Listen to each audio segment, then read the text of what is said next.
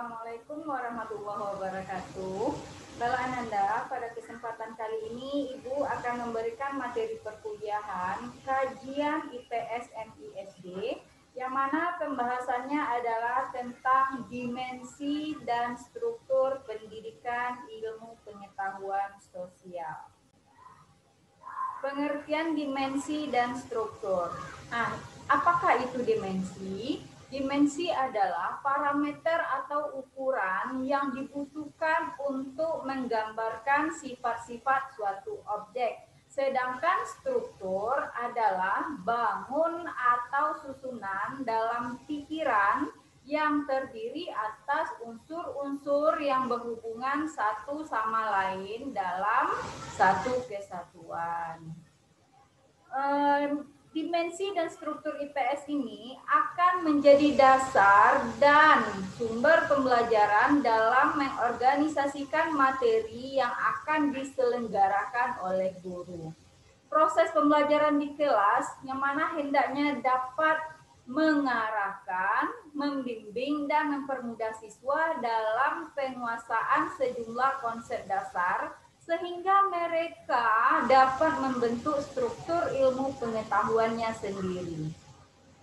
Nah, dimensi dan struktur ilmu pengetahuan sosial.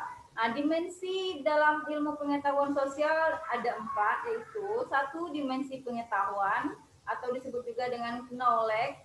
Kemudian dimensi keterampilan atau disebut juga dengan skill. Kemudian yang ketiga, dimensi nilai dan sikap atau values and attitude. 4, dimensi tindakan atau action. Nah, kita bahas satu persatu. Yang pertama yaitu dimensi pengetahuan. Nah, setiap orang memiliki ilmu pengetahuan sosial yang berbeda. Nah, pengetahuan tersebut hendaknya mencakup 1. Fakta, yaitu segala sesuatu yang benar-benar terjadi. 2. Yaitu konsep, yang mana konsep itu merupakan suatu ide yang menggambarkan hubungan antara dua atau lebih fakta. Nah, yang ketiga, generalisasi, yaitu hubungan antara dua atau lebih konsep atau hubungan antar konsep yang sudah teruji dan bersifat umum. Nah, konsep menurut disiplin-disiplin ilmu sosial ada banyak sekali ya Nanda. Yang pertama itu disiplin ilmu sejarah. Konsepnya tradisi, perubahan, kontinuitas, konflik, kooperasi, nasionalisme, kolonialisme, imperialisme, revolusi. Kemudian pada ilmu sosial psikologi, konsepnya adalah perilaku, kerja kelompok, hubungan antar kelompok, persepsi, fungsi individu, keragaman, dan pengembangan. Sedangkan yang ketiga yaitu ilmu sosial geografi, yang mana konsepnya yaitu lokasi, pola ruang, jarak, wilayah, distribusi, lingkungan, perubahan tempat, dan difusi budaya.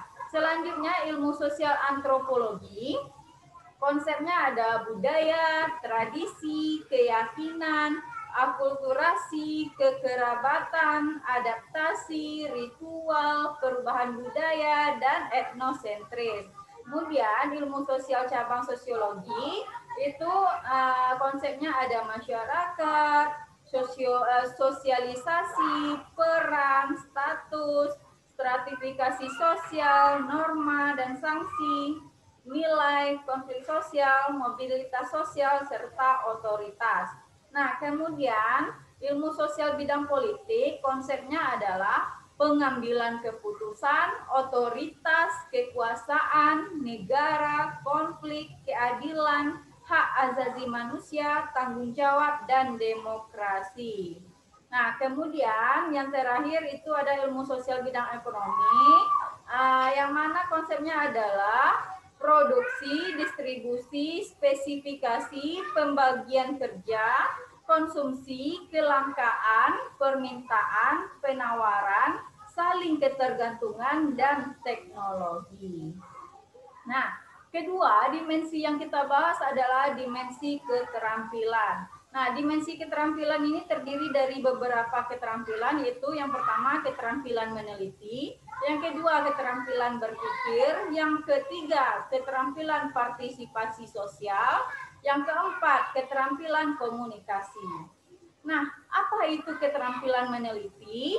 Keterampilan meneliti ini diperlukan untuk mengumpulkan data dan mengolah data. Nah, secara umum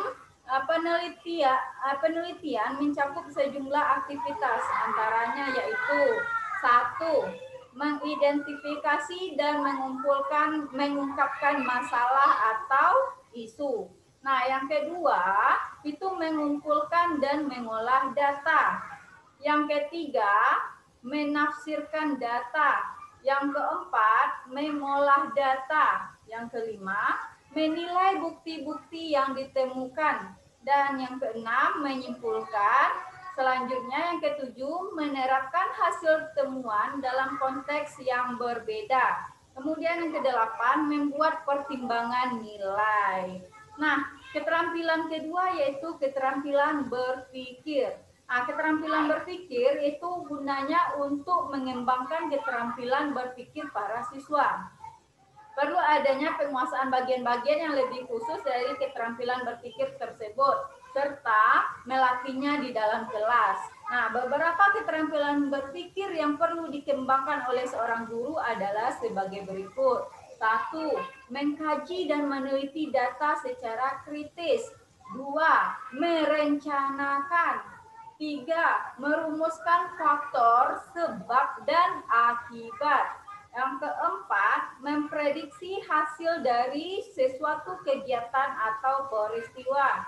Yang kelima, menyarankan apa yang akan ditimbulkan dari suatu peristiwa atau percobaan. Nah, yang keenam, curah pendapat.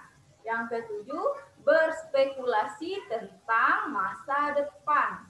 Yang kedelapan, menanamkan berbagai solusi alternatif. Kemudian yang terakhir itu mengajukan pendapat dari perspektif yang berbeda. Nah, selanjutnya yang ketiga itu ada keterampilan partisipasi sosial. Nah, dalam belajar IPS, siswa perlu dibelajarkan bagaimana cara berinteraksi dan bekerja sama dengan orang lain. Nah, keahlian dalam bekerja sama antar kelompok sangat penting karena dalam kehidupan bermasyarakat begitu banyak orang yang menggantungkan hidupnya melalui kelompok. Nah, beberapa keterampilan partisipasi sosial yang perlu diajarkan guru kepada siswa adalah sebagai berikut. 1. Mengidentifikasi akibat dari perbuatan kepada orang lain. 2. Menunjukkan rasa hormat dan perhatian kepada orang lain. Yang ketiga, berbagi tugas dan pekerjaan dengan orang lain. Yang keempat, berbuat efektif sebagai anggota kelompok. Yang kelima, mengambil berbagai peran kelompok. Yang keenam, menerima kritik dan saran. Selanjutnya yang terakhir itu menyesuaikan kemampuan dengan tugas yang harus diselesaikan. Nah, keterampilan yang berikutnya adalah keterampilan komunikasi. Nah, dalam pengembangan keterampilan berkomunikasi merupakan aspek yang penting dari pendekatan pembelajaran IPS, khususnya dalam inquiry sosial. Apa itu inquiry? Inquiry adalah proses pemecahan masalah, yaitu masalah yang terkait dengan masalah sosial. Nah, kemudian setiap siswa perlu diberikan kesempatan untuk mengungkapkan pemahaman dan perasaannya secara jelas, efektif, dan kreatif. Nah, selanjutnya para siswa tersebut hendaknya diberikan motivasi untuk menjadi pembicara dan pendengar. Selanjutnya, dimensi nilai dan sikap. Dimensi yang ketiga yaitu dimensi nilai dan sikap. Nilai dan sikap ini ada yang pertama nilai substansif, yaitu keyakinan yang telah dipegang oleh seseorang dan umumnya adalah hasil belajar, bukan sekedar menanamkan atau menyampaikan informasi semata. Nah, kemudian setiap orang tersebut memiliki keyakinan atau pendapat yang berbeda-beda sesuai dengan keyakinannya tentang sesuatu hal. Nah, yang kedua, nilai prosedural. Nah, nilai prosedural yang perlu dikembangkan atau dibelajarkan antara lain yaitu kemerdekaan, toleransi, kejujuran, menghormati kebenaran, dan menghargai orang lain. Selanjutnya, dimensi tindakan atau action yang keempat ya. Nah, dimensi tindakan dapat dibelajarkan kepada semua jenjang dan semua tingkat kelas kurikulum IPS. Nah, di mana dimensi tindakan sosial ini tujuannya adalah untuk pembelajaran IPS meliputi 3 model. Nah, yang pertama modelnya adalah model percontohan. Nah, percontohan kegiatan dalam memecahkan masalah di kelas seperti cara berorganisasi dan bekerja sama. Nah, yang kedua, berkomunikasi dengan anggota masyarakat. Yang ketiga, metodenya modelnya adalah pengambilan keputusan dapat menjadi bagian kegiatan kelas, terutama pada saat kegiatan inquiry. Nah, selanjutnya kita masuk ke bagian struktur IPS. Nah, model pembelajaran alternatif untuk ilmu-ilmu sosial telah banyak diperkenalkan dengan aneka ragam istilah. Misalnya, problem solving, berpikir kritis, pengambilan keputusan, dan sebagainya. Model-model pembelajaran tersebut lebih banyak menekankan pada upaya membelajarkan siswa secara aktif atau cooperative learning yang bisa disebut ya. Kemudian model struktur ilmu pengetahuan terdiri atas unsur-unsur sebagai berikut. 1. Unsur atribut. 2. Unsur kelas. 3. Unsur simbol. 4. Unsur konsep. 5. Unsur generalisasi. Nah, apa itu unsur atribut? Nah, atribut merupakan karakteristik atau sifat sejumlah benda, peristiwa, atau ide yang dapat dibedakan. Atribut-atribut itu misalnya ciri-ciri yang dapat dianggap sama, serupa, atau berbeda. Nah, atribut dapat didasarkan pada fakta berupa informasi konkret yang dapat diverifikasi dari laporan orang lain atau hasil pengamatan langsung seseorang.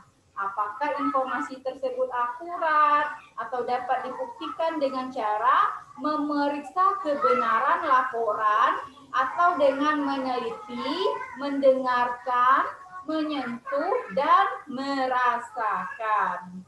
Nah, kemudian unsur kelas.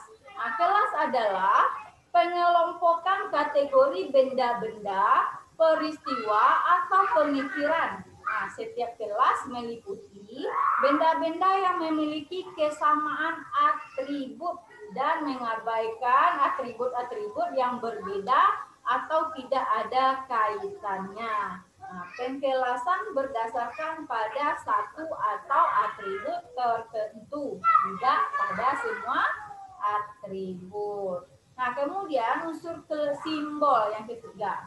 Nah, di sini seperti yang sudah kita ketahui bahwa setiap kelas dapat dirujuk dengan suatu simbol. Nah, simbol menunjukkan suatu kelas. Nah, simbol dapat berupa kata-kata, tanda, gerak mimik, nomor angka, atau yang lainnya. Apapun namanya simbol merupakan cara yang bermanfaat untuk mengkomunikasikan tentang kelas. Nah, kelas semua benda yang digunakan dalam produksi mungkin cocok disebut sumber-sumber produksi. atau faktor-faktor produksi. Nah, benda-benda seperti tanah dan pohon dapat dirujuk sebagai sumber alam. Nah, kelas benda-benda buatan manusia yang digunakan untuk memproduksi dapat dinamakan dengan modal. Nah, kelompok orang yang bekerja untuk menghasilkan sesuatu barang dapat disebut dengan tenaga kerja atau buruh, atau disebut juga dengan sumber daya manusia. Itu dia contoh simbolnya ya. Kemudian konsep. Konsep merupakan pokok pengertian yang bersifat abstrak yang menghubungkan orang dengan kelompok benda, peristiwa, atau pemikiran ide. Lahirnya suatu konsep karena adanya kesadaran atas atribut kelas yang ditunjukkan oleh simbol. Nah, contoh konsep tanah.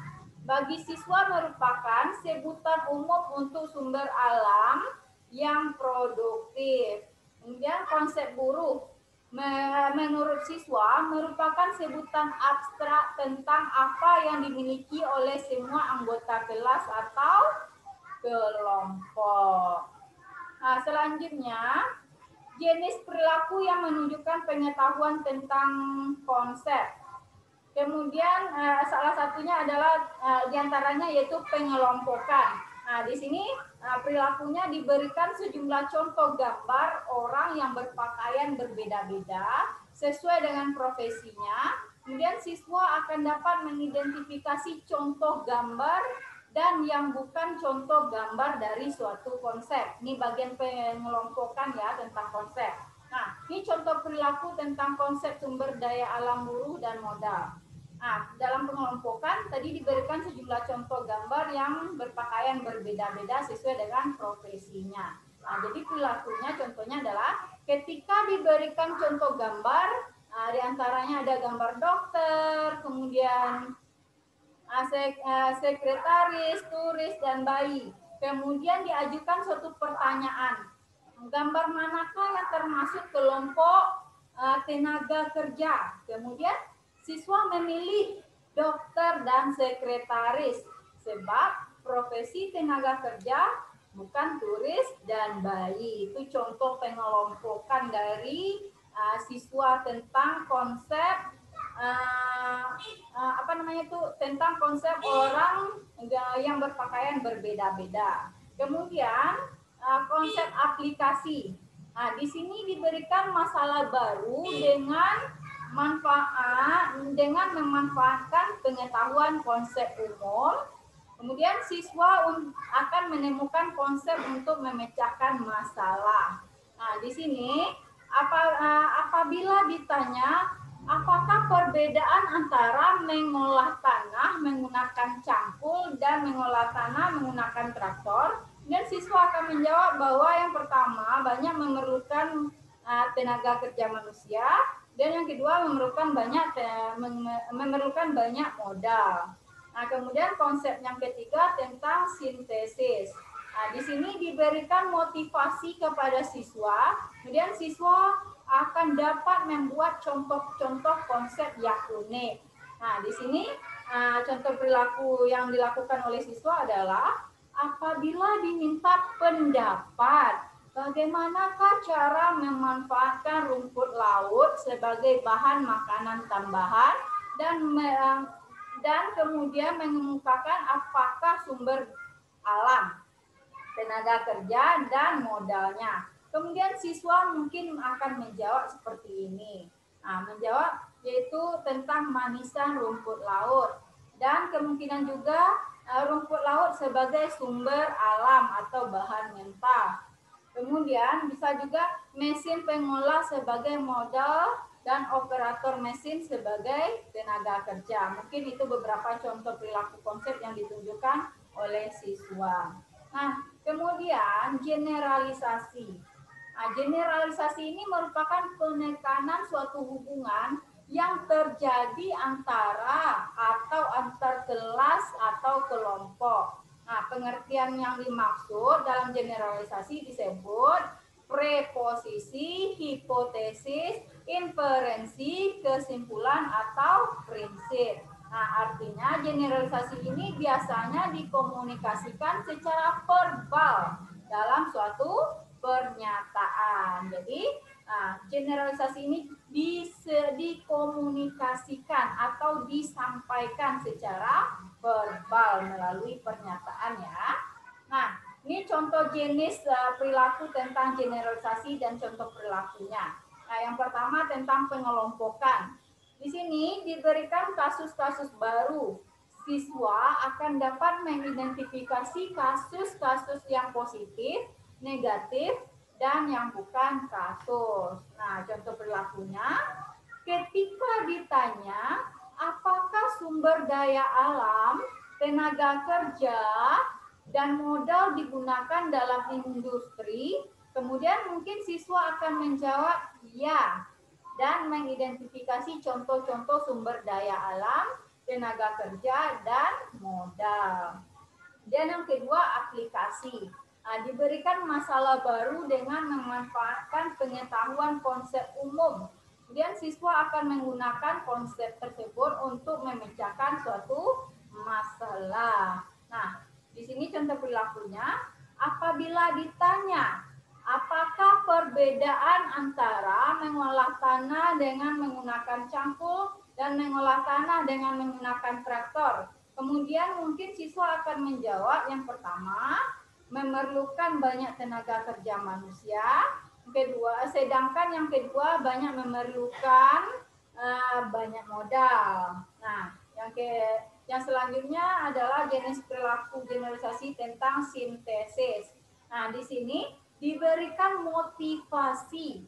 Kemudian siswa akan dapat membuat contoh-contoh generalisasi yang unik. Nah, ini contoh perilakunya? Apabila diminta pendapat siswa bagaimana membuat kursi tamu, kemudian siswa ini mungkin akan menjawab dengan memasukkan contoh-contoh sumber daya alam seperti kayu, tenaga kerja, dan modal dalam menggambarkan proses produksi. Nah, itulah Ananda pembahasan kita tentang dimensi dan struktur ilmu pengetahuan sosial. Mudah-mudahan Ananda mengerti dan selamat memahami. Assalamualaikum warahmatullahi wabarakatuh.